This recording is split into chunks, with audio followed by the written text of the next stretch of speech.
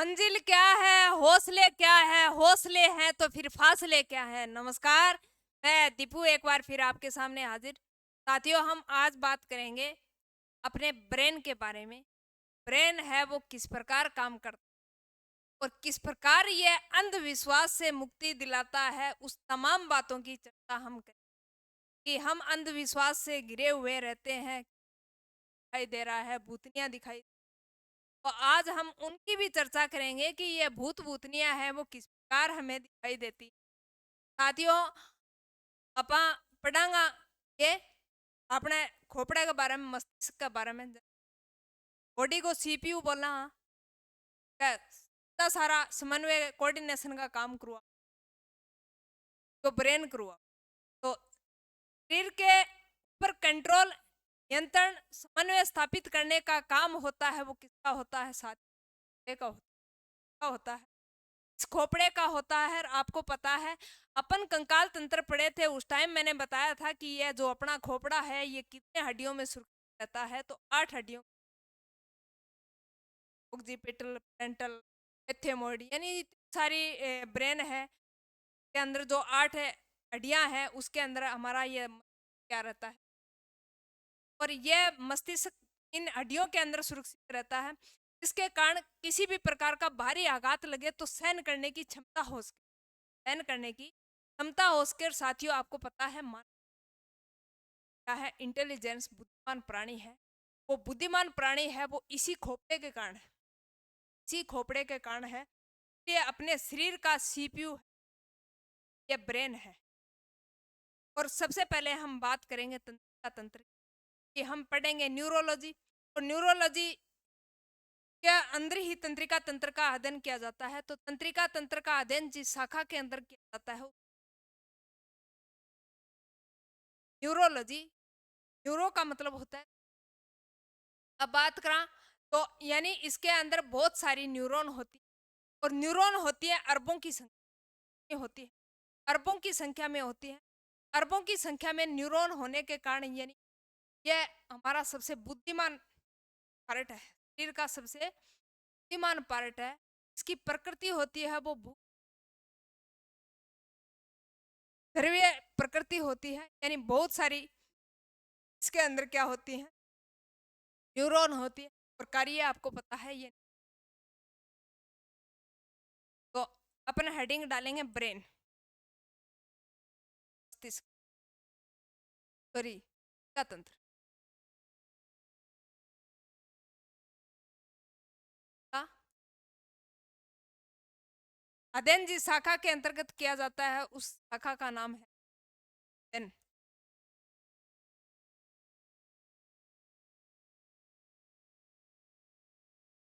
Neurology.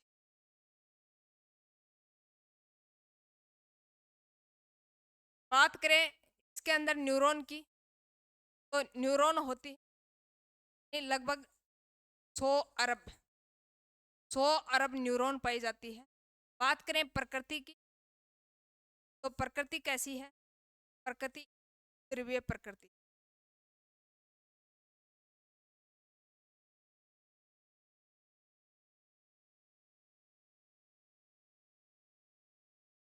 ध्रुवीय प्रकृति है।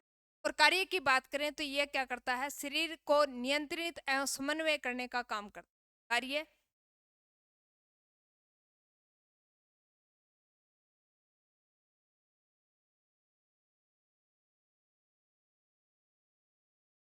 शरीर को नियंत्रित एवं समन्वय स्थापित करता है, समन्वय स्थापित करता है।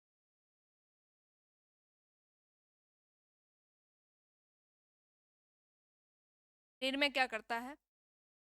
शरीर के अंदर नियंत्रण एवं समन्वय स्थापित करने का काम किसका होता है?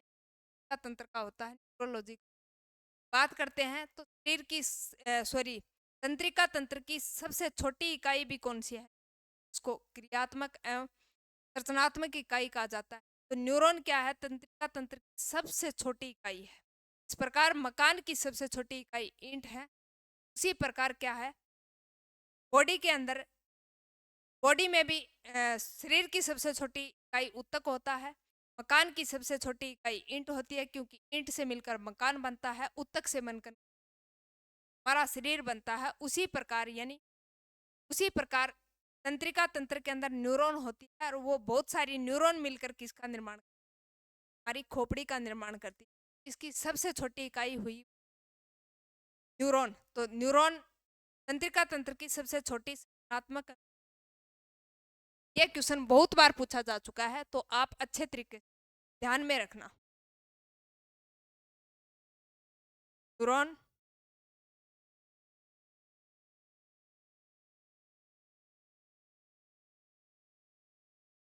तंत्रिका तंत्र की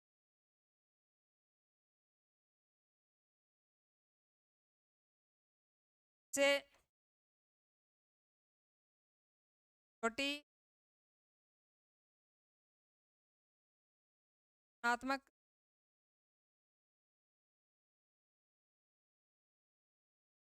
एवं क्रियात्मक इकाई।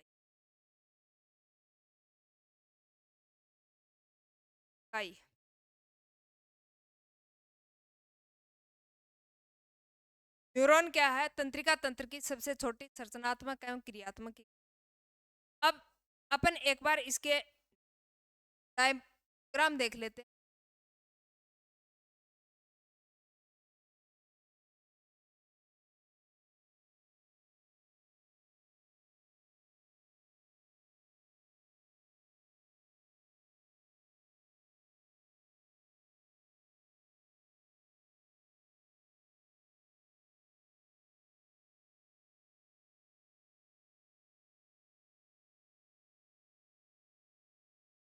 ये देखो,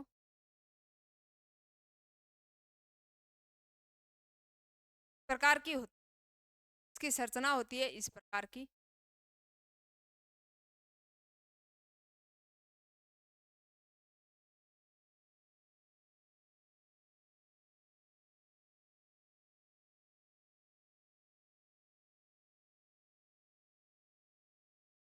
यह होती है इसकी संरचना। अब इसकी संरचना के अंदर क्या होते हैं? बहुत सारे भाग होते हैं, और अधिकांश इनकी संख्या होती है वो मस्तिष्क में होती है। तो अधिकांश भागों में बात करते हैं। यहाँ पे डेंड्रॉइट दिखाई दे रहे हैं, जिसको डेंड्रोन कहा जाता है। क्या कहा जाता है? डेंड्रोन कहा जाता है। डेंड्रोन इसको कहते हैं, डेंड्रोन।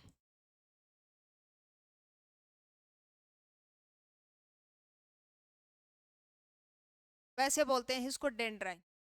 तो ये क्या होती है? यानी इसकी ये इस तरह शाखा सी निकली क्या होती है?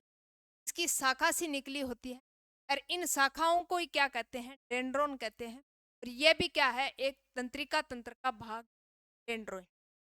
याद रखोगे, यानी डेंड्रोइन या धागे नुमा क्या होती है? सबसे पहले बात करते हैं डेंड्रोइन की, इसकी बात करेंगे। यानी ये जो डेंड्राइन है इसकी बात करते हैं। तो डेंड्राइन क्या है? एक धागे नुमा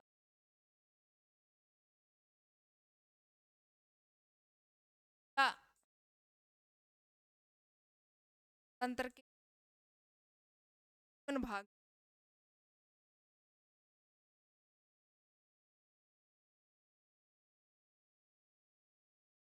हर एक डेंड्राइन धागे नुमा संरचना को क्या डेंड्राइन कहते हैं?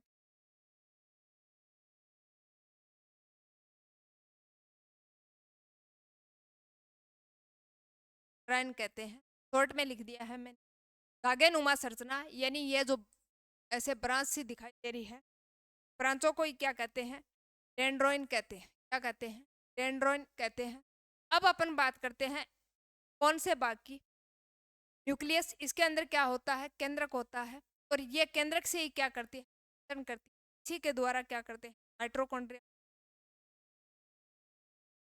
क्या होता है? साथ में केंद्रक भी क्या होता है? केंद्रक होता है। केंद्र क्या होता है? केंद्रक होता है। और यह क्या होती है? सेल बॉडी, यानी कोशिका काय का काय होती।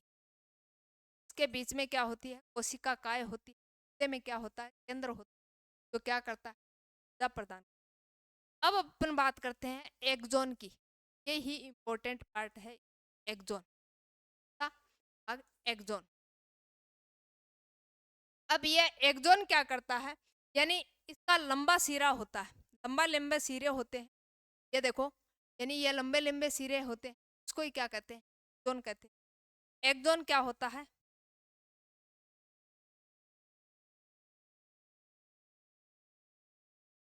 पे ये होते हैं, के अंदर क्या होते हैं, लंबे सिरे होते हैं, जिसको क्या कहते हैं, एक्सोन कहते हैं। फिर इसके बाद में इसके ऊपर माइलिन के शीत लगे रहते हैं, क्या रहते हैं, माइलिन के शीत, ये माइलिन के शीत है, माइलिन। और इस पे ही क्या जमा रहती, वसा, वसा, वसा जमी रहती, इस पे क्या जमी रहती, वसा जमी रहती, इस पे माइलिन के शीत पे क्या लगी रहती है, वसा जमी रहती है। और ये एक्सोन पर जो ये ये जो भाग दिखाई दे रहा है, ये क्या होता है, एक्सोन। और एक्सोन पे ये जो परत सी दिखाई दे रही है, यानी इसको राउंड कर रखा है, ये क्या है, माइलिन के शीत है।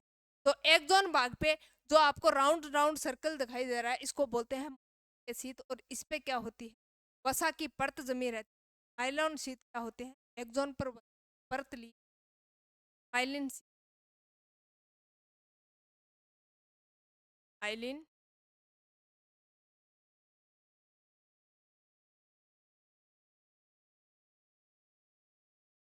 एक्सोन पे वसा की परत, जोन पर वसा की परत। इसके बाद है रेनवियर के नोड, कौन से नोड, रेनवियर के नोड, ये आपको दिखाई, यानी दो माइलिन शीत के बीच, दो एक्सोन भाग के बीच का जो स्पेस है, इसको बोलते हैं नोड बियर, क्या बोलते हैं, नोड बियर। तो दो माइलिन शीत के बीच का स्थान को क्या कहते हैं, नोड बियर। तो आपको ये जहां जहां ये जो रेगिस्तान दिखाई दे रहा है, इसको बोलते हैं नोड बियर।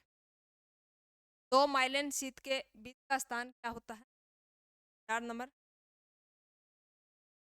Node beer.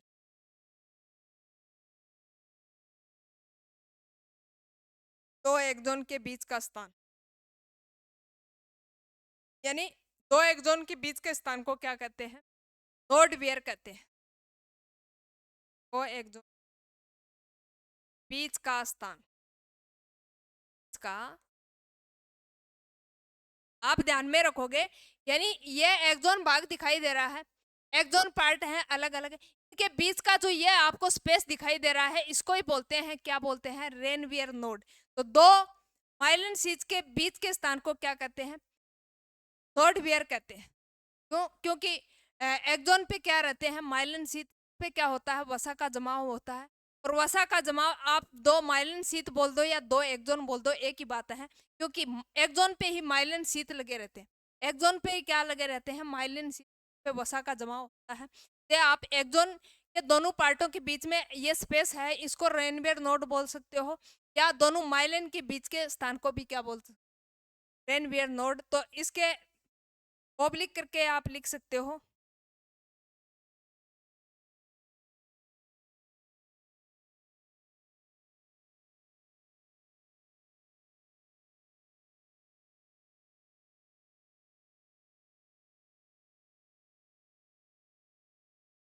इस रेन, दो एक्सोन बोलो या फिर दो माइलिन शीत बोलो।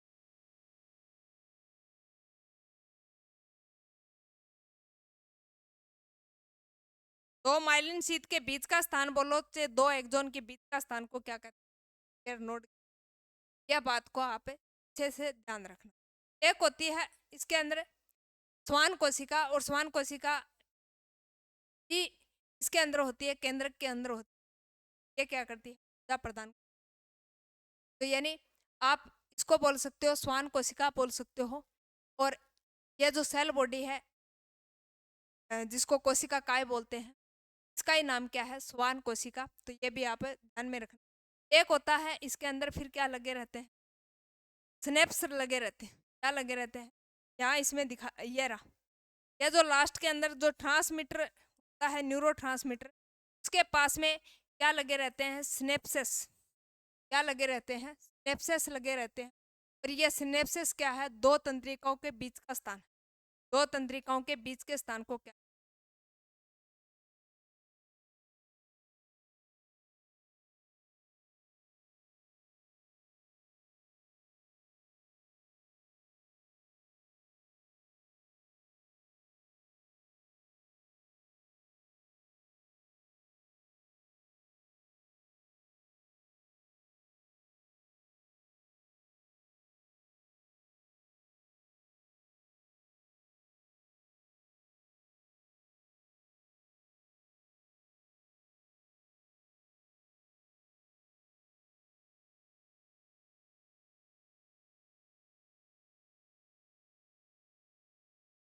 सिनेप्सेस।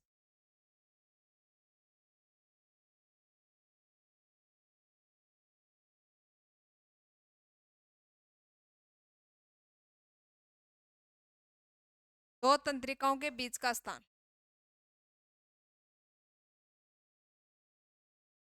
दो तंत्रिकाओं के बीच का स्थान क्या कहलाता है, नेप्सेस कहलाता है। क्या कहलाता है, नेप्सेस कहलाता है। और ये क्या करता है, इंफॉर्मेशन पहुंचाता है मस्तिष्क को। मस्तिष्क वापिस फिर क्या संकेत देता है, प्रत्यवर्ती क्रिया के द्वारा वापिस उस पेशी अंग को देता है जिस पेशी अंग को सूचना की जरूरत है। ये क्या करता है, सूचना का आदान प्रदान करता है। सूचना का आदान प्रदान। नहीं, आप ये सोच रहे हो कि सिर्फ सूचना का आदान प्रदान मोबाइल कंप्यूटर से होता है, लेकिन हमारी बॉडी के अंदर सूचना कौन देता है, ये तंत्रिका। इसका मुख्य भाग यानी गहराई में अगर पूछे, आपको क्वेश्चन पूछे कि शरीर के अंदर सूचना आदान प्रदान का काम किसका होता है, लेकिन तंत्रिका तंत्र में भी अगर पूछे तो किसका होता है, इस का होता है। सिनेप्सिस क्या करता है, सिनेप्सिस करता है कि सूचनाओं का क्या करता है, आदान प्रदान करता है। दो तंत्रिकाओं के बीच सूचना का आदान प्रदान, मस्तिष्क को संकेत भेजना और वापस मस्तिष्क से इंडिकेटर मिलने के बाद यानी इस पेशी अंग को सूचना की जरूरत, उसी को क्या करता है, संकेत भेज। मान लीजिए आपका हाथ है, आपका हाथ किसी गर्म वस्तु पे लग गया। गर्म वस्तु पे लगने के बाद यानी यह नहीं कि आपको हाथ को पता चला है, आपके हाथ के अंदर क्या होती है, न्यूरॉन होती है। और वह न्यूरॉन क्या करती है, सूचना मस्तिष्क को पहुंचाती है। और मस्तिष्क फिर वापस क्या करता है, प्रतिवर्ती क्रिया, वापस जिस अंग को सचेत करना है उस अंग के पास क्या भेजता है, रिएक्शन भेजता है, क्रिया भेजता है। और हाथ क्या होता है, हो जाता है, तुरंत हट। जैसे किसी कील का चुभना, नुकीली, यानी जितनी सारी सूचना है वो कौन करती है, तंत्र। पास तो ये बात भी आप अच्छे तरीके से ध्यान में रखना। अब अपन बात करते हैं न्यूरोट्रांसमीटर। तो ये क्या होता है, ये एक रासायनिक पदार्थ होता है। क्या होता है, रासायनिक पदार्थ है जो क्या करता है, तंत्रिका कोशिकाओं को सक्रिय। तो न्यूरोट्रांसमीटर यानी इसके अंदर टर्मिनल लगे होते हैं। क्या लगे रहते हैं, टर्मिनल लगे होते हैं। उसको न्यूरोट्रांसमीटर के नाम से, न्यूरोट्रांसमीटर। इस प्रकार पूरे गांव के अंदर मोहल्ले वाइज कॉलोनी होती है, वहाँ पे अलग अलग जगह ट्रांसमीटर लगे होते हैं। और ट्रांसमीटर क्या करता है, लाइट की सप्लाई करता है। उसी प्रकार यानी इसके अंदर भी क्या लगा रहता है, ट्रांसमीटर लगा रहता है, तो क्या करता है, सूचना को कंट्रोल करने का काम करता है। इसके अंदर क्या होता है, यानी ये रासायनिक पदार्थ क्या करता है, छोड़ता है, जिससे क्या करता है, यह रासायनिक पदार्थ है वो जितनी भी तंत्रिका कोशिका है उसको एक्टिव करके रखता है। तो तंत्रिका कोशिकाओं को सक्रिय करने का काम किसका होता है, न्यूरोमीटर। जो रासायनिक पदार्थ स्रावित करता है उसका कार्य क्या है, यानी वो कार्य क्या करता है, तंत्रिका कोशिकाओं को क्या करता है, सक्रिय करता है। तंत्रिका कोशिकाओं क्या सक्रिय करता है, तो न्यूरो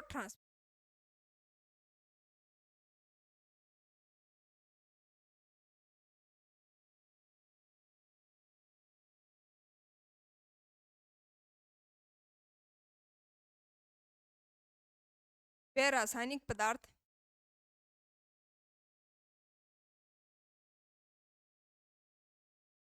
तो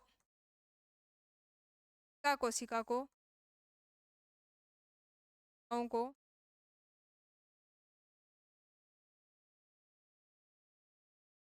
एक्टिव, यह रासायनिक पदार्थ क्या करता है, तंत्रिका कोशिका को क्या करता है, एक्टिव करता है। क्या करता है, तंत्रिका कोशिका को एक्टिव, इस पे क्या लगे रहते हैं, न्यूरोट्रांसमीटर लगे रहते हैं। जैसे एग्जाम्पल के तौर पे आप बात करें एसिटोकोलिन, तो सबसे ज्यादा स्रावित होने वाला क्या है, रासायनिक पदार्थ। एसिटोकोलिन सबसे ज्यादा मात्रा में क्या होता है, स्रावित होता है न्यूरोट्रांसमीटर।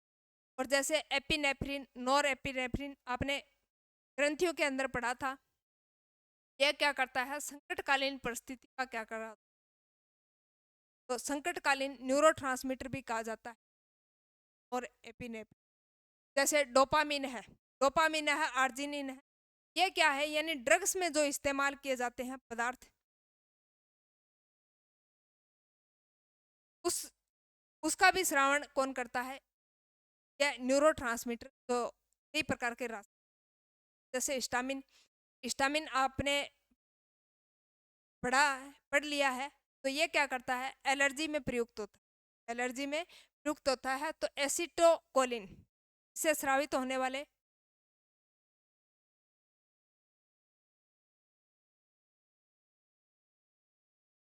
न्यूरोट्रांसमीटर से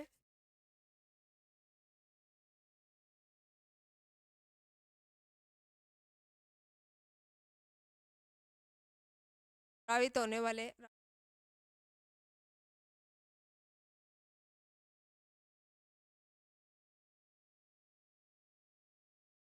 रासायनिक,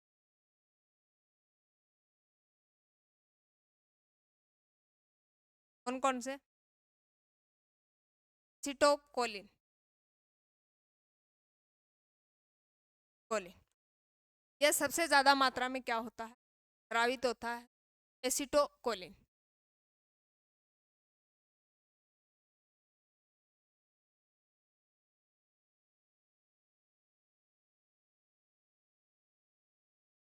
कोलिन सर्वाधिक स्रावित होता है।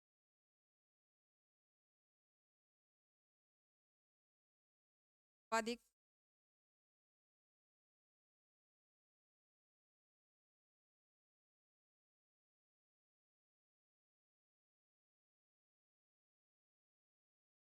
Number 2 epinephrine, nor epinephrine,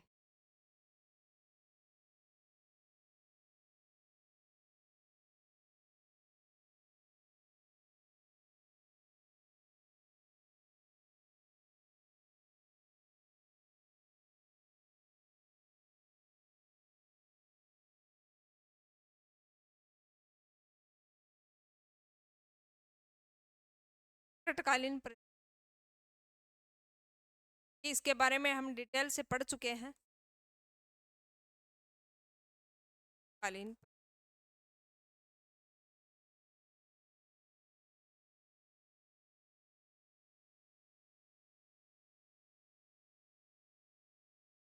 arginine dopamine, क्या, आर्जिनिन डोपामिन,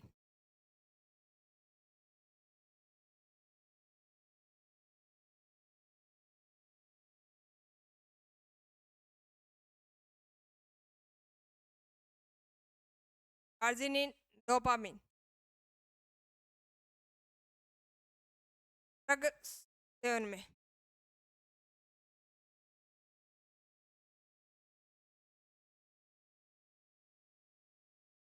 नंबर 4 कौन सा, स्टामिन, स्टामिन एलर्जी में प्रयुक्त,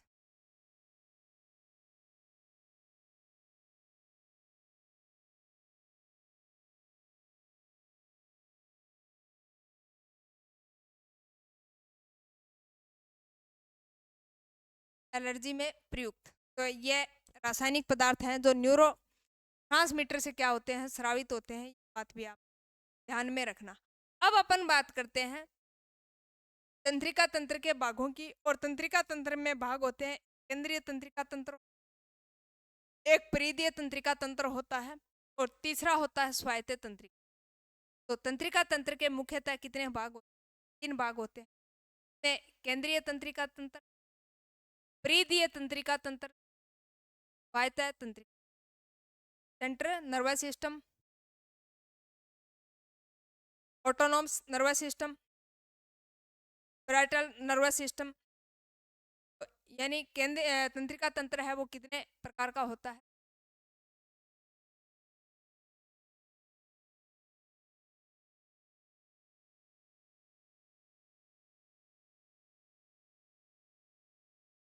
का तंत्र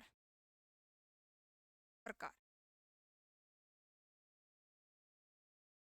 में केंद्रीय तंत्रिका तंत्र,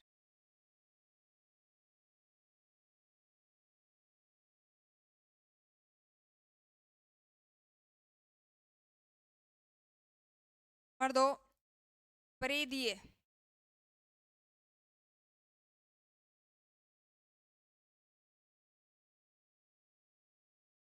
तंत्रिका तंत्र।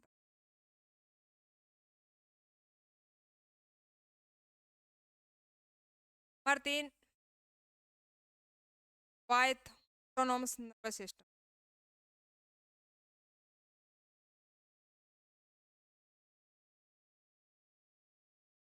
ये 3 प्रकार के तंत्र में केंद्रीय तंत्रिका तंत्र, स्वायत्त तंत्रिका तंत्र और परिधीय तंत्रिका।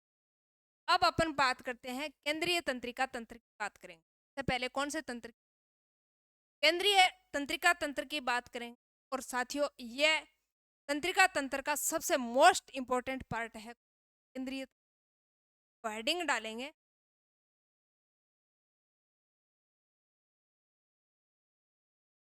केंद्रीय का नर्वस सिस्टम। अब इसके भी मुख्यतः क्या पार्ट होते हैं? 2 पार्ट होते हैं। इसके मुख्यतः कितने पार्ट होते हैं? 2 पार्ट होते हैं, एक मेरुरज्जु और दूसरा मस्तिष्क। ठीक है, मेरुरज्जु और दूसरा मस्तिष्क।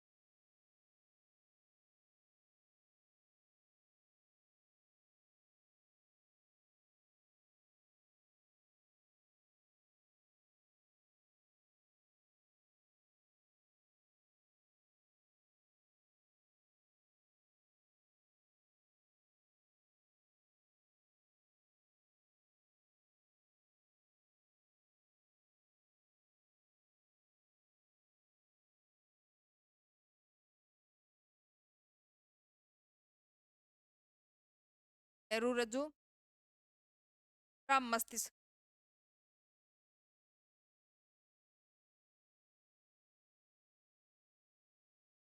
मस्तिष्क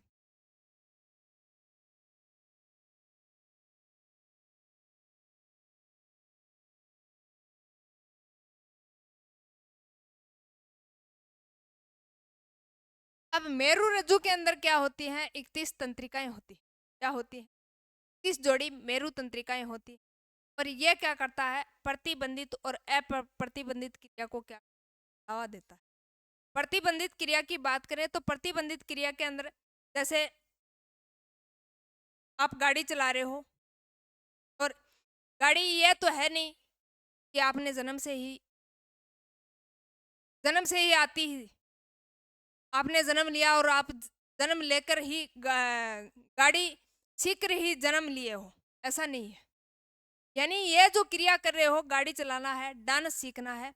आप पहले दिन डांस क्लास में जाते हो तो इस एक क्या लगा रहता है? क्लास लगा रहता है और उस पे यानी आपको एंगल करना सिखाया जाता है कि किस प्रकार हाथों का एंगल है वो कितने डिग्री पे करना है। इस प्रकार धीरे धीरे आपकी क्या होती है? प्रैक्टिस होती है, रिहर्सल होती है, तब आप क्या करते हो? डांस सीख। वो बात अलग है कि आजकल हट जाता हूँ पाछन है नाचन दे जी पर, यानी शराब पीकर नचते हैं, उसकी रिहर्सल करने की जरूरी नहीं है, वो अलग बात है। लेकिन अगर अच्छा डांसर बनना है तो सबसे पहले आपको क्या लेना, और धीरे धीरे आप उस प्रैक्टिस में पारंगत हो जाते हो कि आप अच्छा। इसी प्रकार यानी आप पहले क्या करना पड़ता है? किसी को पास में अच्छे ड्राइवर के पास में बैठकर आपको गाड़ी सीखनी, धीरे धीरे उस हिसाब से आपको प्रैक्टिस करनी पड़ती है। पहले धीरे धीरे खाली रोड पे चलाते हो, फिर थोड़ा सा यानी भीड़ वाली जगह जाते हो, फिर और ज़्यादा भीड़ वाली। तो ये सारी की सारी क्रिया हैं वो कौन सी हैं? प्रतिबंधित। कौन सी क्रिया है? प्रतिबंधित क्रिया है। और अप्रतिबंधित क्रिया में आपके पास से कोई लड़की गुजर रही है और आपने जैसे ही उसको देखा और आपका आकर्षण तुरंत, यानी उसका आकर्षण आपको तुरंत उसकी तरफ खींच, यह क्या है? यानी अचानक क्रिया हुई है। भी कोई लड़की गुजर रही थी और आपको देखकर तुरंत आपके मन में और चार, आप किसी काल्पनिक ख्यालों में खो गए, तो वो क्रिया है वो कौन करवा रहा है? ये अप्रतिबंधित। ये जो क्रिया है वो कौन सी है? अप्रतिबंधित क्रिया है।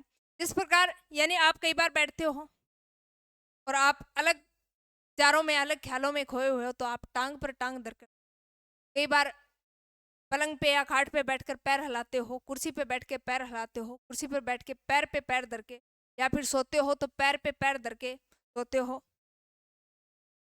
यानी ये सारी की सारी क्रिया है वो कौन सी क्रिया है? अप्रतिबंधित क्रिया है। हिलना है, डुलना है, इसके लिए आपको किसी प्रकार की प्रैक्टिस की जरूरत नहीं। यानी ये आपके ऑटोमेटिक, जैसे ही आपने आपको कुछ दिखाई दिया, आपका आकर्षण किसी की तरफ हो गया, ये यानी आपने पहले थोड़ी सोचा कि कोई लड़की आपके पास से गुजरेगी, आपका ध्यान उधर जाएगा, आप उस पर मोहित हो जाओगे, ऐसा थोड़ी है। पहले कोई डिसाइड थोड़ी होता। यानी अप्रतिबंधित क्रिया के अंदर पहले कुछ डिसाइड नहीं होता। ये क्रिया है वो अचानक होती है। ये क्रियाएं हैं वो अचानक होती है। ये कौन से भाग में होती है? तो ये मेरु रज्जु करवाता है। कौन सा भाग करवाता है? ये मेरु रज्जु करवाता है। और इसका उद्गम है वो कौन, कहाँ होता है? मेडुला के अंदर। इसका उद्गम है वो मेडुला में होता है। इसकी लंबाई होती है वो 45 सेंटीमीटर। इसकी लंबाई कितनी? 45 सेंटीमीटर की होती है। और इस यह जुड़ा रहता है पश्च मस्तिष्क से, जुड़ा रहता है। कौन से मस्तिष्क से जुड़ा रहता है? पश्च मस्तिष्क से जुड़ा रहता है। और इसके अंदर 31 जोड़ी क्या होती है, जो क्या करती है? प्रत्यवर्ती क्रिया। तो उद्गम होता है मेडुला में। उद्गम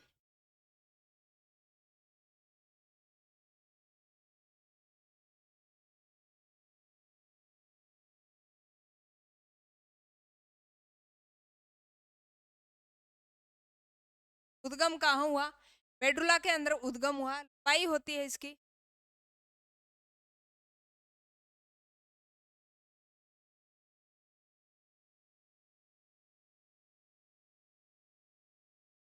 40 सेंटीमीटर।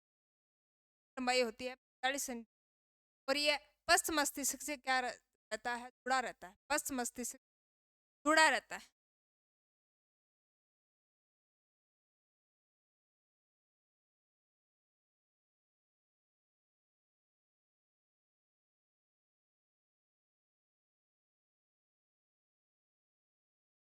पश्च मस्तिष्क से क्या रहता है? जुड़ा रहता है। ये क्या करता है? प्रत्यवर्ती क्रिया का संचालन करता है। इसमें 31 जोड़ी क्या होती है? जोड़ी 12 जोड़ी हैं वो अलग हैं, वो हम अगले पार्ट में पढ़ेंगे। नेहरू होती,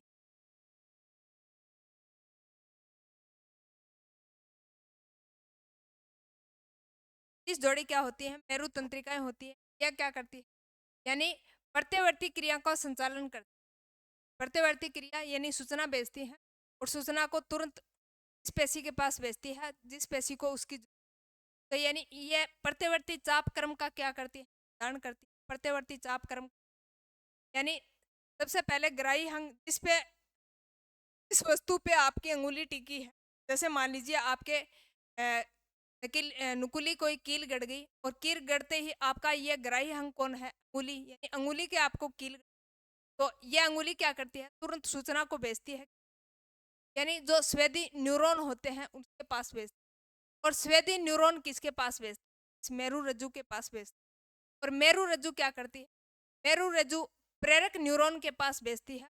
और प्रेरक न्यूरॉन फिर क्या करता है? यानी जिस पेशी को जिसकी जिस सूचना की जरूरत है उस पेशी के पास पहुंचा देते। ये जो क्रम है प्रत्यवर्ती चाप का क्रम है। ये क्रिया कौन, तो ये क्या करता है, ये प्रत्यवर्ती क्रियाओं का संचालन करता है।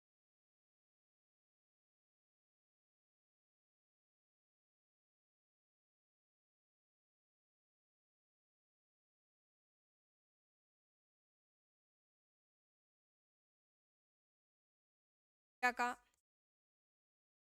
पालन करता पालन है। सबसे पहले यानी प्रत्यवर्ती चाप का क्रम की बात करें,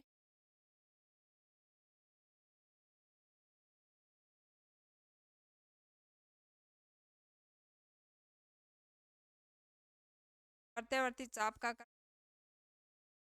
यानी जिस भाग को चोट लगी है उसको बोलते हैं, क्या बोलते हैं, ग्राही अंग बोलते हैं। क्या बोलते हैं, ग्राही अंग बोलते हैं।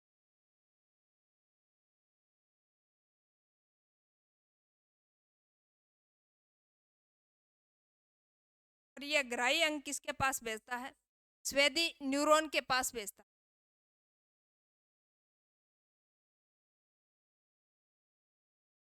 और ये स्वेदी न्यूरॉन है वो किसके पास भेजती है, ये स्वेदी न्यूरॉन है ये मेरू रज्जु के पास भेजती है, मेरू रज्जु।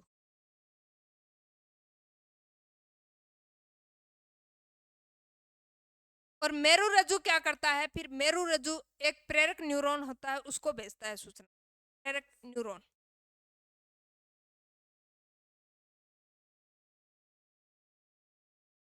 और ये प्रेरक न्यूरॉन किसको भेजता है, जिस पेशी को जिस सूचना की जरूरत उस पेशी के पास भेजता है। और वो पेशी क्या होती है, जी, वो पेशी नहीं, कोर्ट वाली पेशी समझ, पेशी या हाथ की मांसपेशियों की बात, ये किसके पास भेजता है, पेशी के पास भेजता है। इसके अंदर दो प्रकार की क्रिया होती है, कौन कौन सी क्रिया, प्रतिबंधित और अप्रतिबंधित। प्रतिबंधित यानी जिसको करने के लिए पहले से प्रैक्टिस लेनी पड़ती है और उसके अकॉर्डिंग क्रियाएं होती है। और अप्रतिबंधित यानी जिसको करने से पहले कोई प्रैक्टिस नहीं लेनी पड़ती, यानी ये सारी की सारी, जैसे टांग लाना है, हाथ लाना है, पैर हिलाना है, हाथ पे टांग पे टांग रखकर पैर हिलाना है, किसी विपरीत लिंगी के प्रति आकर्षण, ये सारी की सारी अप्रतिबंधित क्रिया। डांस करना है, गाड़ी चलाना है, कंप्यूटर सीखना है, टाइपिंग सीखनी है, ये सारी की सारी प्रतिबंधित क्रिया है। इससे पहले क्या लेनी पड़ती है, प्रैक्टिस करनी पड़ती है, ट्रेनिंग लेनी पड़ती है। अब अपन बात करते हैं मस्तिष्क की, इसकी बात करेंगे मस्तिष्क की। और यह क्या है, इसको हमारा सीपीयू भी कहा जाता है, बॉडी बॉडी का सीपीयू भी कहा जाता है। इस मस्तिष्क के तीन भाग होते हैं, अगर मस्तिष्क, मध्य मस्तिष्क, पश्च मस्तिष्क। तो बात करेंगे यानी मस्तिष्क के तीन पार्टों की।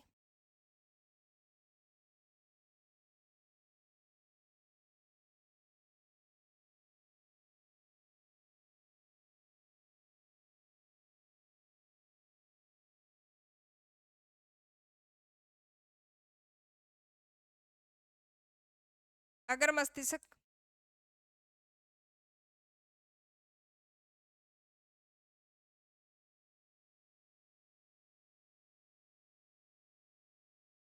अगर मस्तिष्क,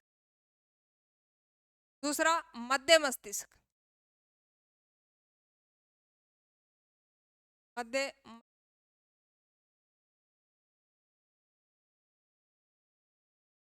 मध्य मस्तिष्क। और तीसरा है पश्च मस्तिष्क।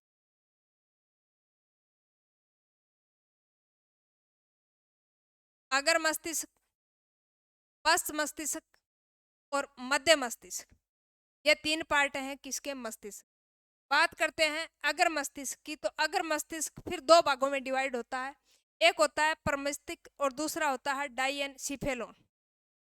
तो इसके फिर दो पार्ट,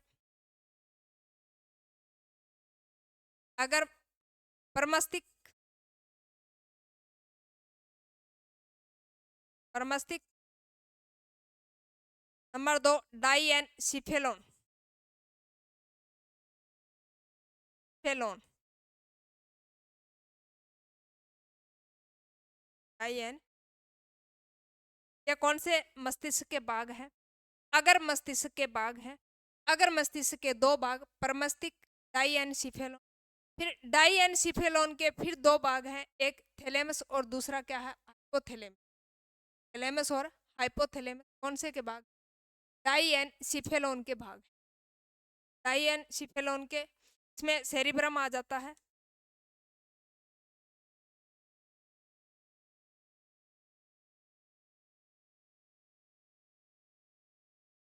इसके फिर दो भाग, थैलेमस, थैलेमस, नंबर दो हाइपोथैलेमस को, यानी हाइपोथैलेमस क्या करता है? हाइपोथैलेमस अंदर का जो वातावरण है उसका ज्ञान करवाता है। अंदर का वातावरण जैसे भूख लगना है, प्यास लगना है, उल्टी आना है, यह सारी की सारी जो आंतरिक वातावरण की क्रिया है वो कौन करवाता है? हाइपोथैलेमस। लेकिन थैलेमस क्या करता है? ये बाहरी वातावरण का, जैसे सर्दी लग रही, ताप है, तापमान बढ़ गया है, उमस से पसीना छूट रहा है, यानी ये क्या करते हैं, जिस क्रिया को हम बाहरी रूप से देख सकते हैं, बाहर से फील करते हैं, वो कौन करवाता है? थैलेमस करवाता है। और ये क्या करता है? आंतरिक वातावरण का आभास करवाता है, कौन सा? हाइपोथैलेमस। हाइपोथैलेमस। जैसे पेशाब आ रहा है तो ये कौन बताएगा? हाइपोथैलेमस। भूख लग रही है, ये कौन बताएगा? हाइपोथैलेमस। प्यास लग रही है, ये कौन बताएगा? हाइपोथैलेमस। उल्टी आ रही है, कौन बताएगा? हाइपोथैलेमस। वमन हो रहा है, ये कौन बताएगा? हाइपोथैलेमस। कहने का मतलब है, यानी यो सारों को सारों क्या को ज्ञान करवाओगो, अंदर जो रिएक्शन हो रही है, क्रिया हो रही है, मैं सारों को सारों ज्ञान करवाओगो यो हाइपोथैलेमस। और यो क्या करवाओगो? यो बारी, बारी यानी किसी को देखकर मन में भाव आना, सर्दी लगना, गर्मी लगना, ये सारी की सारी क्रिया कौन करो? थैलेमस करो। अब अपन बात करते हैं मध्य मस्तिष्क की, और मध्य मस्तिष्क के फिर दो भाग होते हैं। एक को बोलते हैं कार्पोरा क्वाड्रिजिमेन और दूसरे को बोलते हैं पूरा सेरिब्रम। पूरा सेरिब्रम, ये कौन से मस्तिष्क के भाग है? मध्य मस्तिष्क के बाद है, तो कार्पोरा क्वाड्रिजिमेन।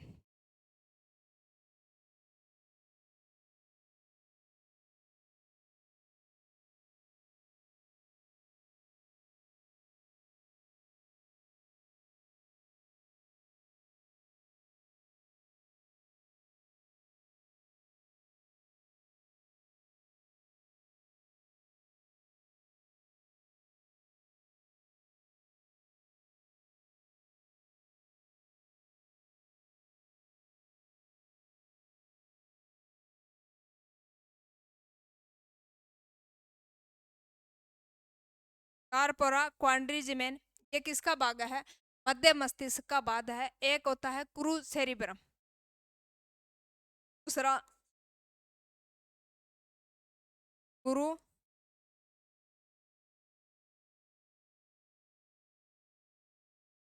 सेरिब्रम। तो मध्य मस्तिष्क के दो भाग, कॉर्पोरा क्वाड्रिजेमेन और क्रू सेरिब्रम। अब बात करते हैं पश्च मस्तिष्क की, और पश्च मस्तिष्क के फिर तीन भाग होते हैं। एक अनुमस्तिष्क होता है, दूसरा मेडुला ओब्लांगेटा होता है, और तीसरा पोन्स होता है। अनुमस्तिष्क, मेडुला ओब्लांगेटा और पोन्स। पोन्स भाग मस्तिष्क का सबसे छोटा, पोन्स भाग मस्तिष्क का सबसे छोटा भाग है। अगर मस्तिष्क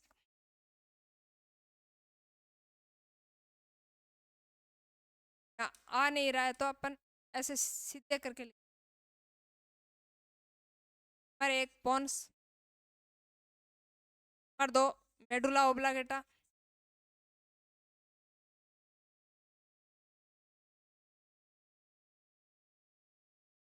नंबर तीन अनुमस्तिष्क।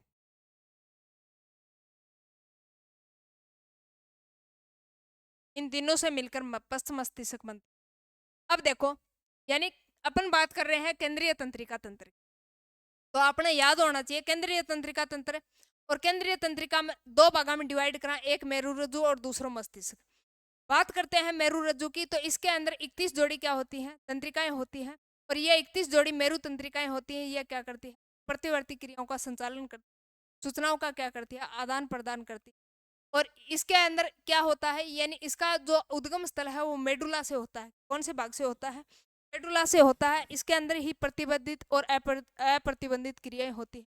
बात करते हैं हम मस्तिष्क की, तो मस्तिष्क के फिर 3 भाग होते हैं, अगर मस्तिष्क, मध्य मस्तिष्क और पश्च मस्तिष्क। अगर मस्तिष्क के फिर 2 भाग, कौन से? परमस्तिष्क और डाइएनसिफेलोन। परमस्तिष्क और डाइएनसिफेलोन। फिर परमस्तिष्क में सेरिब्रम, डाइएनसिफेलोन में फिर 2 भाग, कौन से? थैलेमस और हाइपोथैलेमस, जो क्या करते हैं? आंतरिक और बाहरी वातावरण का ज्ञान करवाते हैं। मध्य मस्तिष्क के फिर 2 भाग, क्वाड्रो कार्पोरो क्वाड्रिजिमेन और कुर्सु सेरिब्री। उसके बाद पश्च मस्तिष्क का, उसके अंदर पोन्स, जो मस्तिष्क का सबसे छोटा भाग होता है, मेडुला ओब्लोगेटा और अनुमस्तिष्क। ये किसके भाग हैं? ये है पश्च मस्तिष्क। अब अपन एक एक भाग की बात करते हैं कि अगर मस्तिष्क क्या कार्य करता है, पश्च मस्तिष्क क्या कार्य करता है और मध्य मस्तिष्क क्या कार्य करता है। तो आप यहाँ तक समझ में आया होगा। अपन एक बार डायग्राम की बात कर लेते। यह अपना डायग्राम है, ये देखो, यानी ये जो आगे का भाग दिखाई दे रहा है, इसको बोलते हैं क्या? इसको बोलते हैं अगर मस्तिष्क। अगर मस्तिष्क के भाग हैं, कौन कौन से हैं? यानी अगर मस्तिष्क में थैलेमस भी होता है, हाइपोथैलेमस होता है, जो क्या करता है? बाहरी, यह आंतरिक वातावरण का, बाहरी वातावरण का ज्ञान करवाता है थैलेमस, और यह करवाता है आंतरिक वातावरण का ज्ञान। आंतरिक वातावरण से भूख लगना, प्यास लगना, हाइपोथैलेमस को पता चलता। उसके बाद में मस्तिष्क के स्तंभ है मध्य मस्तिष्क, और मध्य मस्तिष्क ये भाग जो दिखाई दे रहा है, इसको बोलते हैं मध्य मस्तिष्क। यह भाग बीच का जो दिखाई दे रहा है, इसको मध्य मस्तिष्क। आगे के भाग को अगर मस्तिष्क, और उसके जो लास्ट वाला भाग है, ये जो आपको दिखाई दे रहा है, उसको बोलते हैं पश्च मस्तिष्क। और पश्च मस्तिष्क के भाग कौन से? पोन्स, जो सबसे छोटा भाग होता है, सबसे छोटा, और अनुमस्तिष्क और मेडुला ओब्लोगेटा। इन तीनों से मिलकर बना होता है हमारा पश्च मस्तिष्क। और इसके अंदर क्या होता है? कार्पोरो कोलेसेम। और कार्पोरो कोलेसेम किसके अंदर होता है? मध्य मस्तिष्क के अंदर होता है। इसके अंदर होता है मध्य मस्तिष्क के अंदर होता है। इसके अंदर गोलार्ध होते हैं, तो कई पालियों के अंदर क्या होते हैं? विभाजित होते हैं। अब अपन बात करते हैं, यानी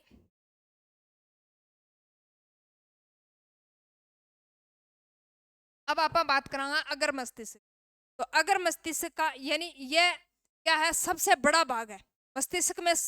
अगर सबसे बड़ा भाग पूछे वो कौन सा है? अगर मस्तिष्क, यानी अकेला 80% कवर करता है।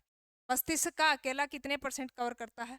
80% करता है। आपको वजन, आपको पता है, यानी 1300 से 1400 ग्राम वजन होता है मस्तिष्क का। और जिसका मस्तिष्क जितना बड़ा होता है, साइंस ये मानती है कि वो व्यक्ति सबसे ज्यादा बुद्धिमान, यानी जिसका जितना बड़ा सिर, वो सबसे ज्यादा बुद्धिमान। तो अपन बात करते हैं, रिंग डालेंगे अगर मस्तिष्क।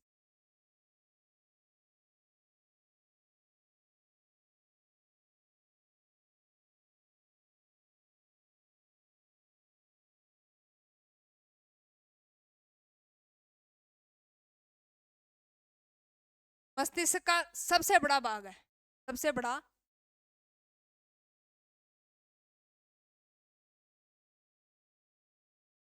सबसे बड़ा भाग। अकेलो कितो है? 80% है। अकेलो कितो है? 80% है। 100 अगर मस्तिष्क। अब बात करा, यानी एंगो पृष्ठीय क्षेत्रफल क्यों है? बहुत ही ज्यादा हुआ है। पृष्ठीय क्षेत्रफल क्यों है? ज्यादा हुआ है। और जितना ज्यादा पृष्ठीय क्षेत्रफल हुआ है, यहाँ कहे कि वो व्यक्ति जितो जो हो वो बुद्धिमान हो। तो जिस व्यक्ति का जितना ज्यादा पृष्ठ गिरता है, ये उसका उतना ही बड़ा क्या होता है? सॉरी, उतना ही बुद्धिमान क्या होता है? वो प्राणी होता है।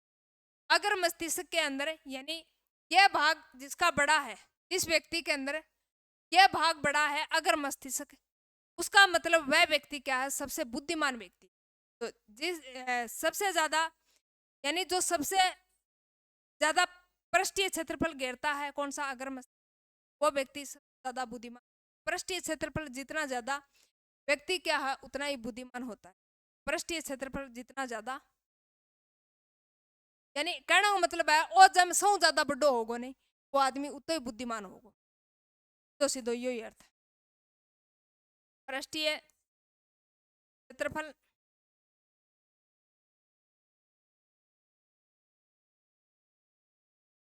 इसमें ज्यादा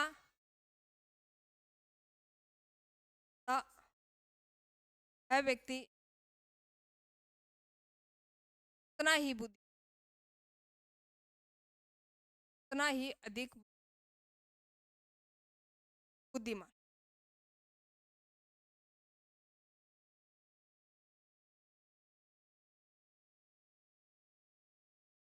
जय आदमी में थे अनुमान लगा लियो, जय आदमी में बुद्धि ज्यादा है तो यो अनुमान लगाओगा कि ए आदमी को अग्र मस्तिष्क वो क्या है और ब्रेन जिसको बोलते हैं सबसे ज्यादा बड़ा है।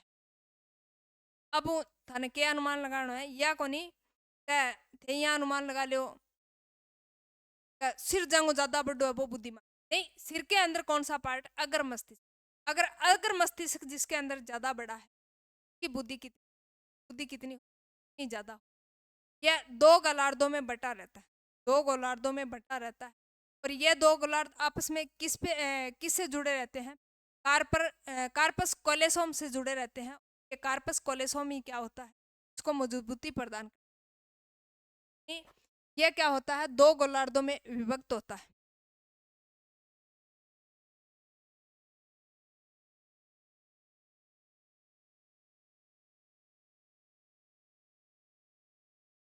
तो गोलार्ध विभक्त होता है जो आपस में किससे जुड़ा रहता है, किससे जुड़ा रहता है कार्पस कोलेसोम से जुड़ा रहता है, कार्पस कोलेसोम से जुड़ा रहता है। यह बात आप ध्यान में रखना, जो आपस में कार्पस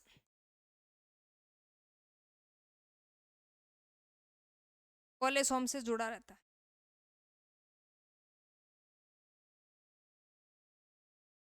से जुड़ा रहता है।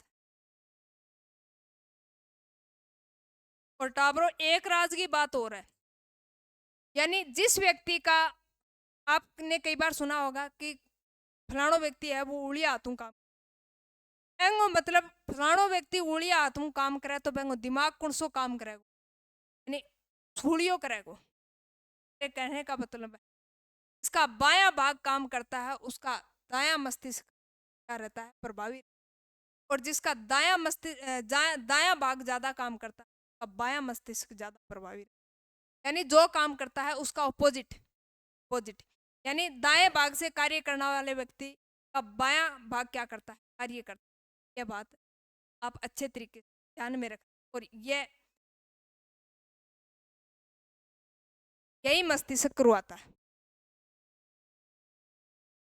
जिस व्यक्ति का दायां भाग कार्य करता है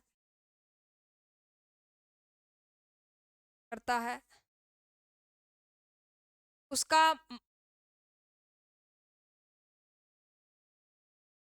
उसके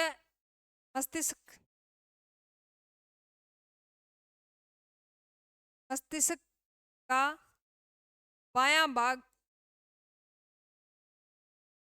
सक्रिय रहेगा।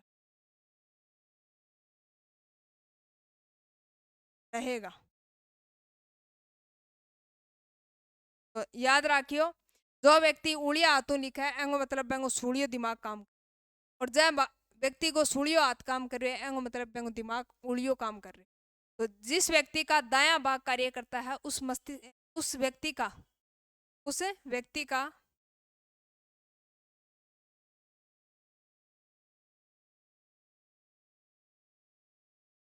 व्यक्ति का मस्तिष्क का बायां भाग क्या रहेगा एक्टिव रहेगा। यह बात भी आप अच्छे तरीके से ध्यान, यानी दाएं भाग से कार्य करने वाला व्यक्ति क्या होता है का बायां भाग कार्य करता है क्या करता है बायां भाग, और जिसका बायां कार्य करता है उसका दायां मस्तिष्क का भाग कार्य करता है यानी अपोजिट। क्या याद रखोगा यानी मैं ए हाथों काम करूं एंगो मतलब मेरो यो दिमाग चल रहा है और मैं ए हाथों काम करूं एंगो मतलब मेरो ओ दिमाग एक्टिव, यानी कार्य करने के बिल्कुल अपोजिट कर देना, और वो कौन से भाग में होता है? अगर मस्तिष्क में होता है। अब अपन बात करते हैं, यानी इसके अंदर वर्निकल क्षेत्र होते हैं। अगर मस्तिष्क के अंदर क्या होते हैं? वो वर्निकल क्षेत्र होते हैं। तो सोचने, विचारने, तर्क करने, चिंतन करने, समझने, मनन करने की क्रिया, ये सारी की सारी क्रिया कठा अनुमस्तिष्क के वर्निकल क्षेत्र में हुआ है। ये बात थे, अच्छी तरह ध्यान में रखियो। वर्निकल क्षेत्र,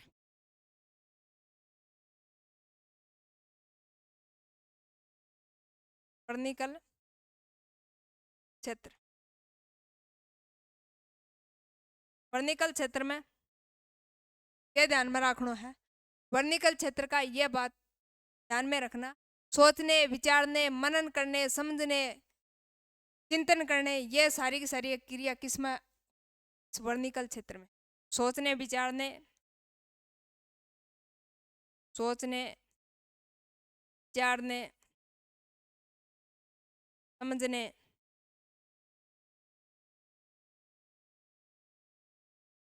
चिंतन करने, मनन करने,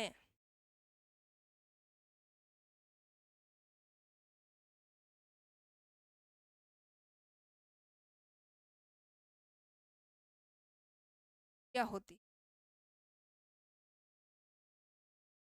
और यह कौन से भाग में होती है? आपको अगर मस्तिष्क, पश्च मस्तिष्क, मध्य मस्तिष्क नाम दे रखा है ऑप्शन में, तो अगर मस्तिष्क करना है। और अगर मस्तिष्क में क्षेत्र पूछे तो वर्निकल।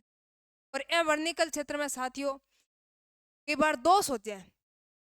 दोष यानी इसको किसी प्रकार का कोई इफेक्ट हो जाता है, या किसी प्रकार का इसके अंदर तार्किक विरोध आ जाता है, या फिर ये डिमेज हो जाता है वर्णिक। तो इसके अंदर क्या होता है, यानी जैसे ही ये डिमेज होगा तो कौन सा चीजें प्रभावित करेंगी? जैसे स्वप्न दोष है, यानी वर्णिकल क्षेत्र के अंदर अगर दोष हो गया, इसका मतलब अपन क्या होगा? सपना होगा। सपना आएगा, और वह भी कद रात ने। सपना तो ले आनिया तो दिन में, आनियन तो दिन में भी आ जाए, लेकिन कई बार क्या है, रात ने सपना।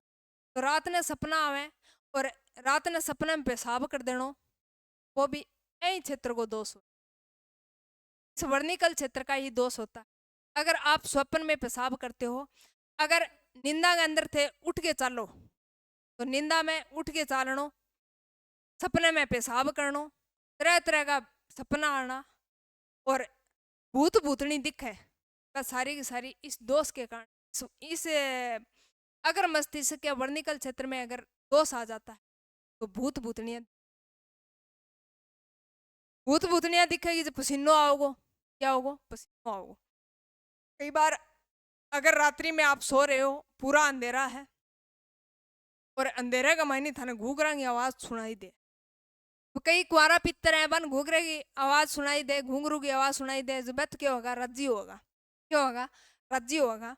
लेकिन कई बापड़ा ब्याह है, और जिसका हृदय है वो बिल्कुल कमजोर है, तो क्या होता है, यानी जैसे ही अंधेरी रात के अंदर घूंघरों की आवाज सुनाई देती है, तो क्या आता है? पसीना आता है। और जैसे जैसे वो आवाज धीरे धीरे पास आती जाती है, तो आपको क्या नजर आ? कि आज तो दुआणो वो आ गयो। क्यों गयो? दुआणो वो आ गयो, कंप भी छूट जाएगी, पसीनो आ जाएगो। यानी अगर इस प्रकार की क्रिया हो रही है, भूत भूतनियों जैसी, कि भूत दिखाई दे रहे हैं, आज मैं नहीं कहो बन भूतनी, आज मैं नहीं कहो, आज मैं लड्डू खाऊंगा, आज मैं पेड़ा खाऊंगा। तो ये सारे के सारे दोष हैं, वो कौन करवाता है? ये वर्णिकल क्षेत्र ही करवाता है। ये वर्णिकल क्षेत्र कौन से भाग में होता है? अगर मस्तिष्क में होता है। तो आगू ध्यान रखियो, जका या कहना मारा भूत बढ़ रही यार, मैं पेड़ा खाऊंगा, लड्डू खाऊंगा, बूंदी खाऊंगा, मैंने यहाँ कदी तेरो अगर मस्तिष्क है वो चेक करवा ले, ब्रेन की जांच करवा ले, और ब्रेन में भी कौन से क्षेत्र की, वर्णिकल क्षेत्र की जांच करवा ले, ताकि तने भूत भूतनी है तुम्हारे, है ना? तो अगर आपको इस वर्णिकल क्षेत्र में दोष आ जाते हैं,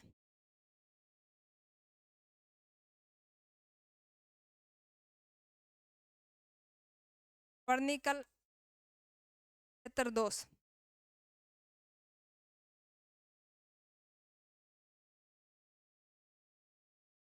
तो तो रात ने क्यों है, कुत्ते ही पेशाब कर दे। सपना आना,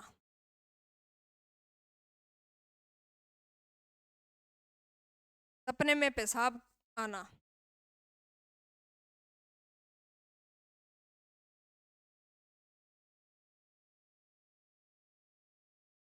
भूत भूतनियां दिखाई देना।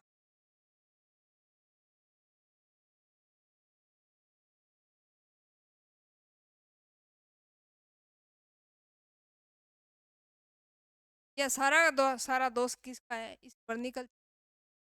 तो सपना, और अगर कई ये भी सुना होगा, फलानियों आदमी या फलानियों टापर निंदा में उठ के चल रहा है, क्या है, रात ने निंदा में उठ के चला, बा अलग बात है। कोई और काम खातर, स्पेशल काम खातर रात ने उठ के चल रहे हैं, तो बात तो एक और बात है। लेकिन कई बार निंदा में उठ के चल रहे हैं, तो निंदा में उठ के चल रहे हैं वो ही दोष है। लेकिन कई जान करके निंदा में उठ के चल रहे हैं, वो दोष को नहीं है, वो दोष है वो नहीं है, बांगो कोई और ही दोष है, बांगो कोई और ही दोष है। तो निंदा में उठकर चलना, नींद में उठकर चलना। अब ध्यान रखियो, अगर थारे घर में टाबर निंदा में उठ के चल है, तो मतलब स्वर्णिकल क्षेत्र के दोष है। ये भी कौन से भाग का, अगर मस्तिष्क। और साथियों एम ही के पाए ग्रहण पिंड जो कह रहे हैं, यानी अपन सुगंध रूबरू करवाए कि या सुगंध परफ्यूम की आ रही है या फिर किसी और चीज की आ रही है, तो इसके अंदर क्या होते हैं, घ्राण पिंड होते हैं। क्या होते हैं, घ्राण पिंड होते हैं, जो क्या करते हैं, गंध का ज्ञान करवाते हैं। इसी में लिख लो आप,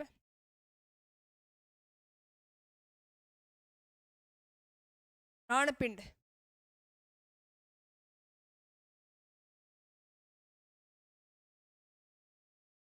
जो क्या करते हैं, गंध का ज्ञान करवाते।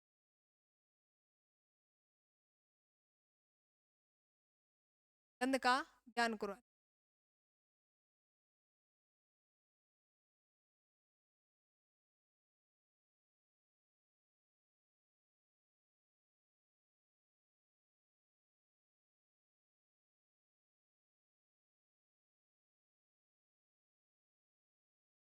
गंध को ज्ञान कौन करवाओगा, यानी इसके अंदर अगर मस्तिष्क में घ्राण पिंड होते हैं जो क्या करते हैं, का ज्ञान। और जिसके घ्राण पिंड ज्यादा एक्टिव होंगे उसको उतनी ज्यादा क्या आएगी, गंध आएगी। जिस प्रकार कुत्ता है, तो कुत्ते को यानी कहीं भी मांस का टुकड़ा पहुंचे, लेकिन वो अपने घ्राण पिंडों से ऐसे पता लगा देता है कि यह जो सुगंध आ रही है या बदबू आ रही है, यह किसकी आ रही है, गंध आ रही है किसकी आ रही है। तो यानी कुत्ते के घ्राण पिंड होते हैं वो ज्यादा सक्रिय होते हैं। उसी प्रकार शार्क मछली होती है, उसके घ्राण पिंड क्या होते हैं, सर्वाधिक विकसित होते हैं। तो कुत्ते व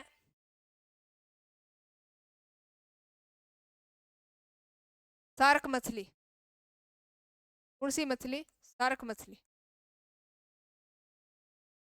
इनके घ्राण पिंड विकसित होते हैं, सर्वाधिक विकसित होते हैं, सर्वाधिक विकसित होते हैं। यानी यह सुगंध करके गंध का पता लगा लेती है, यह गंध है वो शिकार की आ रही है, शिकार की आ रही है कौन, कुत्ता व शार्क मछली। एक अपन बात करा, यानी इसी का भाग है डायन सिफेलोन। और डायन सिफेलोन से पहले अपन बात कर लेते हैं, यानी कई बार दुर्घटना हो जा, एक्सीडेंट हो गया, और एक्सीडेंट होते ही यानी किसी की स्मृति जा चुकी होती है, खो चुकी होती है। इसका मतलब कौन सा भाग प्रभावित होता है, ये अनुमस्तिष्क। तो किसी व्यक्ति की अगर दुर्घटना में स्मृति खो गई है, यादाश्त चली गई है, तो कौन सा भाग कार्य करना बंद कर, यह परमस्तिष्क ही कार्य करना बंद करता है। तो दुर्घटना में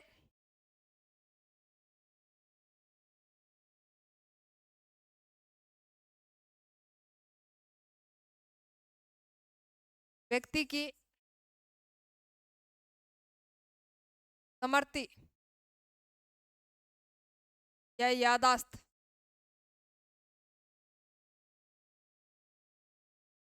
चली जाती है,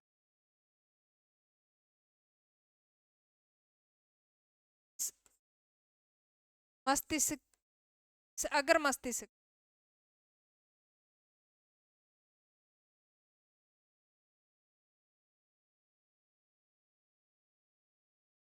अगर मस्तिष्क का कारण अगर मस्तिष्क कार्य करना क्या कर देता, बंद कर देता। अगर मस्तिष्क कार्य करना बंद कर देता, बंद। अब अपन बात करते हैं डाइएनसिफेलोन की, डाइएनसिफेलोन की। और डाइएनसिफेलोन में भी दो पार्ट होते हैं, यानी अपन बात कर रहे हैं मस्तिष्क की, और मस्तिष्क का कौन सा भाग है, अगर मस्तिष्क की। और अगर मस्तिष्क के अंदर दूसरा भाग होता है डाइएनसिफेलोन, और डाइएनसिफेलोन के अंदर कौन सा एक होता है, थैलेमस, और दूसरा होता है हाइपोथैलेमस। एनसिफेलोन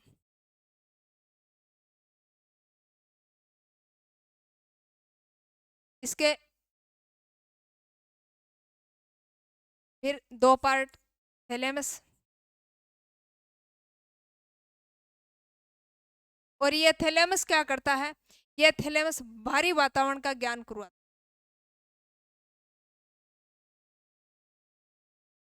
बाहरी वातावरण का ज्ञान करवाता है।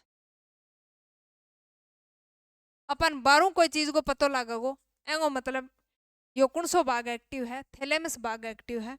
और थैलेमस भाग एक्टिव है, जैसे गर्मी है लग रही है, सर्दी लग रही है, तो गर्मी सर्दी का ख्याल करवाता है।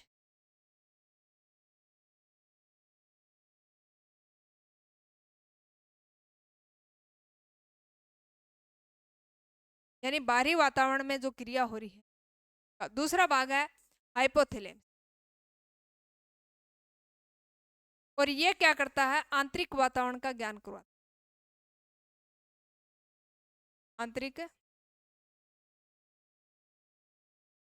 वातावरण का ज्ञान करवाता, आंतरिक वातावरण का ज्ञान है। और आंतरिक वातावरण में भूख लगना, प्यास लगना, भूख है, प्यास है, नींद है, क्रोध है, प्यार है, मोहब्बत है। प्यार मोहब्बत कौन करवा है, वो हाइपोथैलेमस ही करवा। अने क्यों अचानक प्यार हो गयो, इसका मतलब आपका कौन सा भाग एक्टिव है, हाइपोथैलेमस। वो अने प्यार कर दी, ये प्यार करियो, और प्यार करने के बाद में यानी बने रो दिल तोड़ दियो, तो बेंगे प्रति थाने घृणा होगी, तो यो घृणा भी कौन करो, तो यो कई काम करवा है, यानी प्यार भी करवा दे है, फिर दिल भी तुड़ा दे है, दिल तुड़ा के उनके प्रति घृणा भी पैदा, ये सारा का सारा काम भी कौन, जो बदमाश गणो है कौन है, तो थारा मस्तिष्क को बदमाश गणो भाग है हाइपोथैलेमस, ये सारा का सारा काम गलत भी करवा दे है और सही भी करवा, तो ये कौन सा करवा है, ये हाइपोथैलेमस ही करवा। और ये डाइएनसिफेलोन यानी अगर मस्तिष्क का भाग है, डाइएनसिफेलोन का भाग है हाइपोथैलेमस, ये करवा। क्या बात भी थे, ध्यान रख रही हो। और पीयूष ग्रंथि जो हार्मोन स्रावित करती है, उसका नियंत्रण है वो ये हाइपोथैलेमस करता है, का नियंत्रण है वो कौन करता है, ये हाइपोथैलेमस, पीयूष ग्रंथि का नियंत्रण।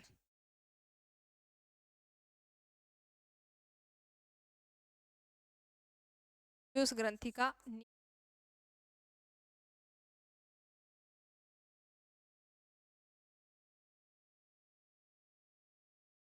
अब आप बात करांगा, अगर मस्तिष्क की पूरी चर्चा कर चुके हैं, अब अपन बात करते हैं मध्य मस्तिष्क। और मध्य मस्तिष्क के अंदर क्या होते हैं, लोब पाए जाते हैं। क्या पाए जाते हैं, लोब। एक होता है ऑप्टिकल लोब, और दूसरा होता है ऑडिटरी लोब। अब ऑप्टिकल नाम से ही आपने ऑप्टिक सेंटर देखे होंगे, चश्मा घर देखे होंगे, यानी चश्मा याद रख लियो, जो देखना वो ज्ञान करवा वो ऑप्टिक्स लोब है। और ऑडिटरी लोब यानी ऑडियो से क्या होता है, सुनना। ऑडियो से मतलब सुनने को ज्ञान करवा वो क्या है, ऑडिटरी लोब। तो यानी दो जोड़ी लोब पाए जाते हैं इसके अंदर, यानी ऊपर वाले दो हैं वो कौन से, ऑप्टिक लोब, और नीचे वाले हैं दो वो क्या, ऑडिटरी लोब। तो मध्य मस्तिष्क। दूसरा भाग,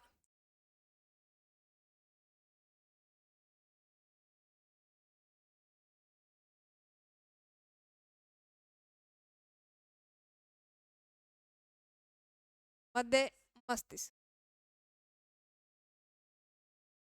इसके अंदर क्या पाए जाते हैं, लोब पाए जाते हैं।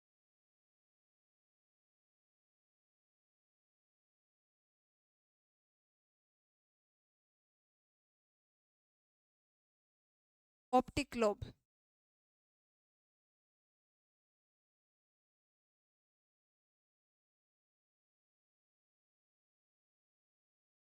और नीचे वाले दोनों से लोब होते हैं, ऑडिटरी।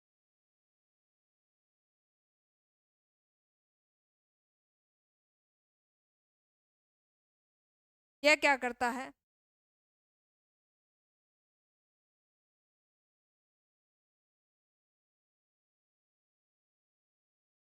ऑप्टिक यानी यह देखने का कार्य,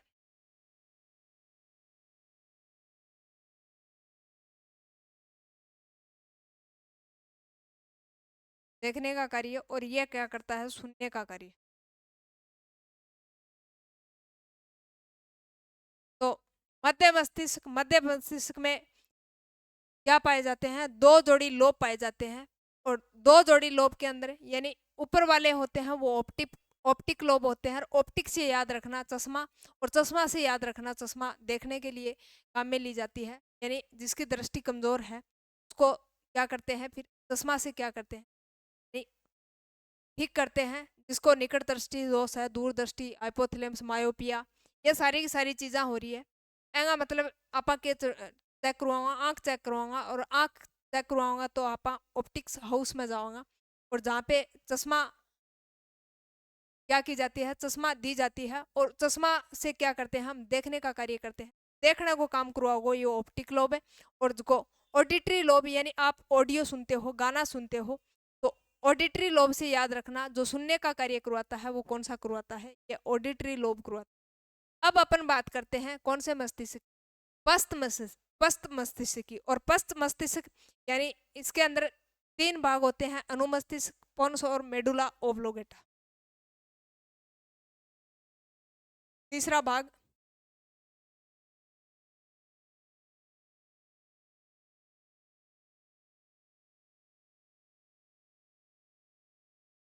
पस्त मस्तिष्क।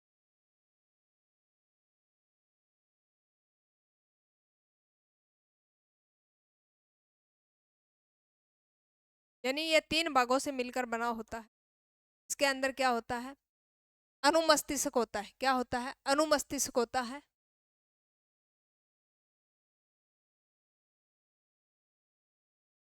अपा तीनवान सागे लिख लिया, अनुमस्तिष्क, मेडुला ओब्लोगेटा। यानी ज्यादा कॉपी पढ़नी आपनो मकसद को नहीं, यानी कम मैटर के अंदर ज्यादा से ज्यादा।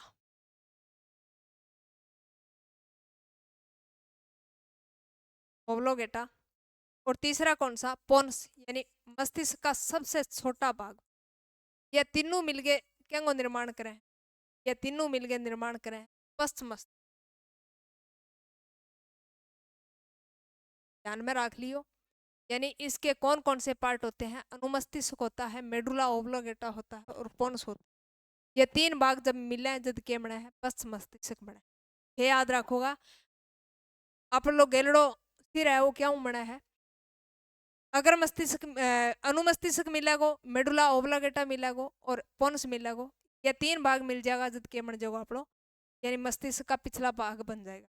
और ये क्या करता है, ऐच्छिक पेशियों का नियंत्रण करता है, ऐच्छिक पेशियों का नियंत्रण करता है, ऐच्छिक पेशियों का नियंत्रण, नियंत्रण। ऐच्छिक पेशियों का नियंत्रण। कौन सा भाग?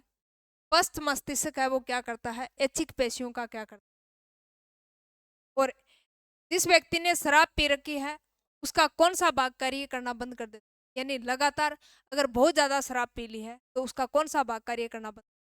पश्च मस्तिष्क की बंद कर देता है, जिससे क्या हो जाता है, व्यक्ति असंतुलित हो जाता है। फिर क्या करता है? ये दारू पीड़ा ने तो देखे होगो, वो क्या करेगो, लड़खड़ा के चल क्या करेगो, लड़खड़ा के चल लगो, लड़खड़ा के चल लगो जिद के। यानी कई बार तो गाली काटे हैं कि दारू पिए तो गोबर क्यों कन खा। आप सुने होगो कि ऐसे बोलते हैं जो बेवड़ा हुए बन के बोले कि वो दारू पिए है, आपका मुद्दा में तो सावधान है, वो दारू पिए तो घर कौन बुला है, घर की गली को नहीं बुला है, या फिर वो गोबर कौन खा। ऐसा नहीं है। यानी उसने असंतुलन ही खोया है, लेकिन इसका एक भाग और है, मेडुला ओब्लोगेटा, जो अभी उसको क्या करता है, सचेत करके रखता है। और सचेत करके रखता है, फिर क्या करता है, यानी जिस प्राणी का अनुमस्तिष्क भाग है वो कार्य करना बंद कर दिया, इसका मतलब उसका मेरु रज्जु मेडुला ओब्लोगेटा से जुड़ा रहता है, मेरु रज्जु। और मेरु रज्जु क्या करता है, उसकी घर की दिशा देता है किस व्यक्ति को? शराबी व्यक्ति को। तो फिर दोबारा, यानी जिसको इस चीज का नॉलेज हो गया वो ऐसे नहीं कहेगा कि वो दारू पी रखी है तो दूसरा ग्राहक क्यों कौन बढ़ा है। यानी अब भी इंगो एक भाग और काम कर रहे हैं। हाँ, नशा में जरूर है, लड़खड़ा के चल रहा है, यानी असंतुलन खो रखे है, लेकिन फिर भी मेरु रज्जु एक है जो क्या करेगा, इन्हें गर्ता ही पहुंचावेगा।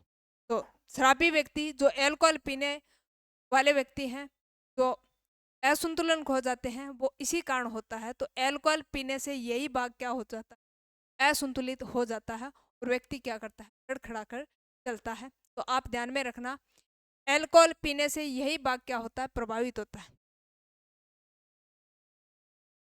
एल्कोहल, शराब पीने से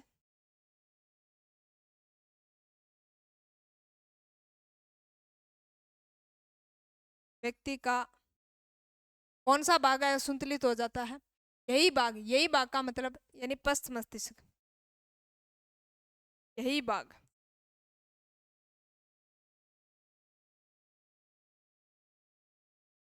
असंतुलित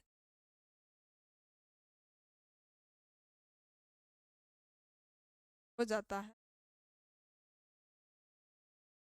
और व्यक्ति क्या करेगा, लड़खड़ा के चला।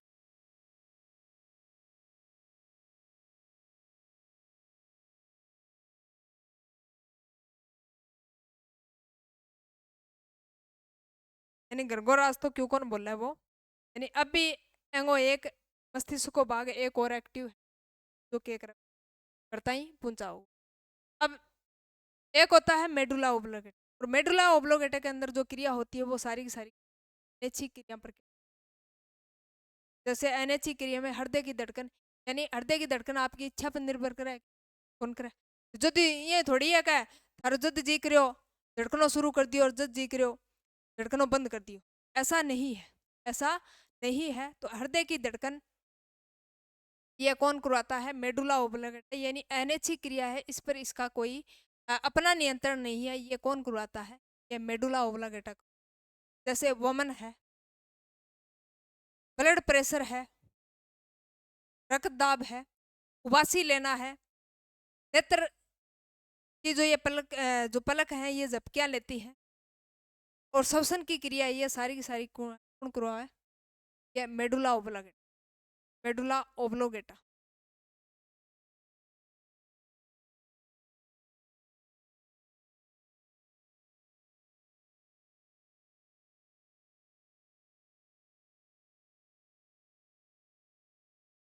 अनैच्छिक क्रियाओं पर नियंत्रण।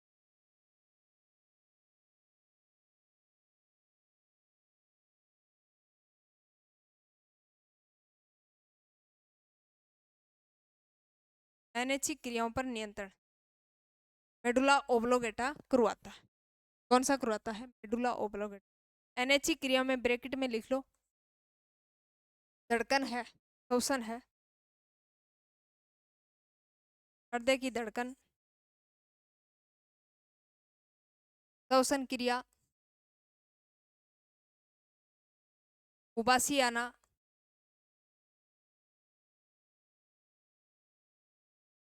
वमन, रक्त दाब,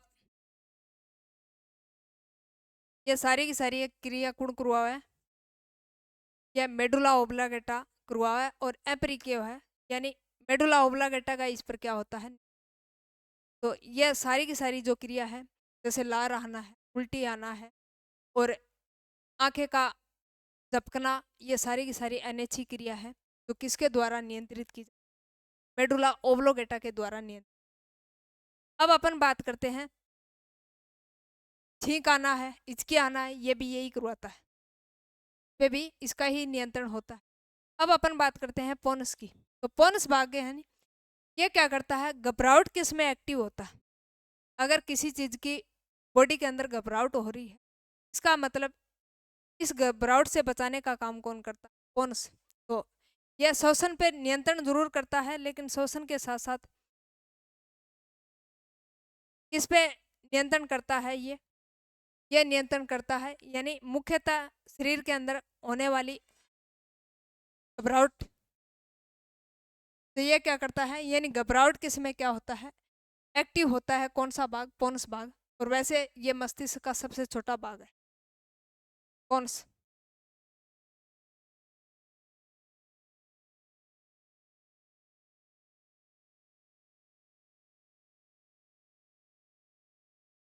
सबसे छोटा भाग।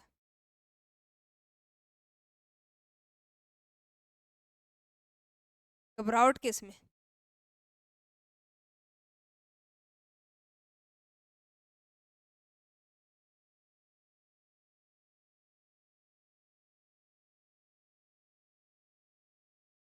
और क्या करता है? श्वसन पे। श्वसन पे क्या करता है? यानी श्वसन क्रिया को नियंत्रित करता है। श्वसन लेना देना, ये क्या करता है? ये पोनस ही कंट्रोल करता है। तो श्वसन क्रिया पे नियंत्रण,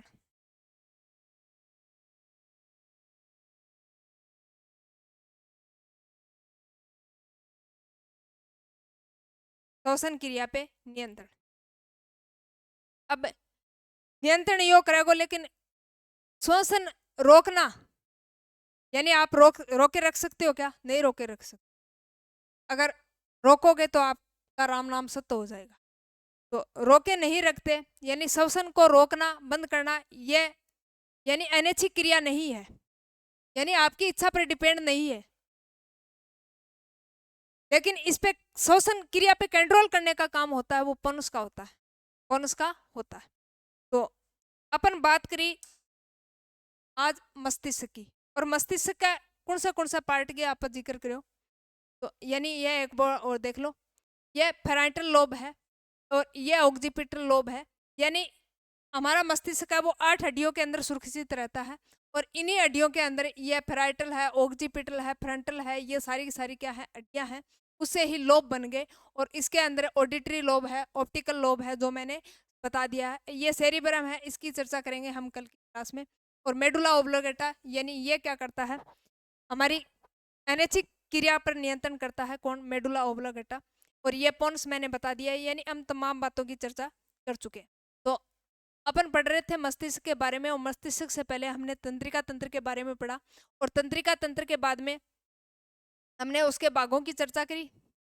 और उसके बाद तंत्रिका तंत्र के जो भाग हैं उसमें केंद्रीय तंत्रिका तंत्र का केंद्रीय तंत्रिका तंत्र की चर्चा करी, और परिधीय स्वायत्त तंत्रिका तंत्र की चर्चा करेंगे क्लास में। उसमें मेरुरज्जु और मस्तिष्क, मस्तिष्क के फिर 3 पार्ट, अगर मध्य और पश्च, उसकी फिर पार्टों की चर्चा करी। और उसके बाद यानी कौन सा भाग क्या क्या क्रिया करवाता है, उन तमाम बातों की हम चर्चा कर चुके हैं। तो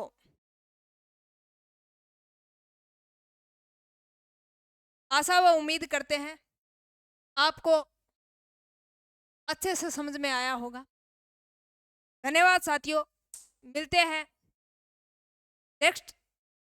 तो तंत्रिका तंत्र के पार्ट बच गए हैं उनकी क्लास में। तब तक के लिए जय हिंद, जय भारत।